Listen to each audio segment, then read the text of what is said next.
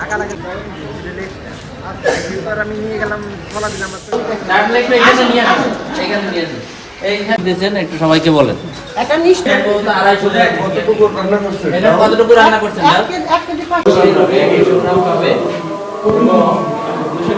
KG মুরগির দাম 390 টাকা 390 টাকা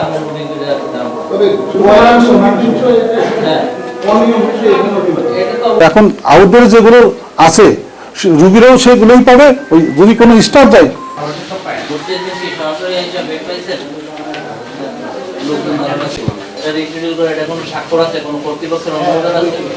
সরবরাহ না করা, আজকে ডায়েট চার্ট অনুযায়ী প্রতি রোগী যে পরিমাণ খাবার পাওয়ার কথা সেই পরিমাণ খাবার সরবরাহ না করা। যেমন ডায়েট চার্ট অনুযায়ী আজকে এই হাসপাতালে 16 কেজি মাংস সরবরাহ করার কথা, আমরা 10 কেজি মাংস পেয়েছি।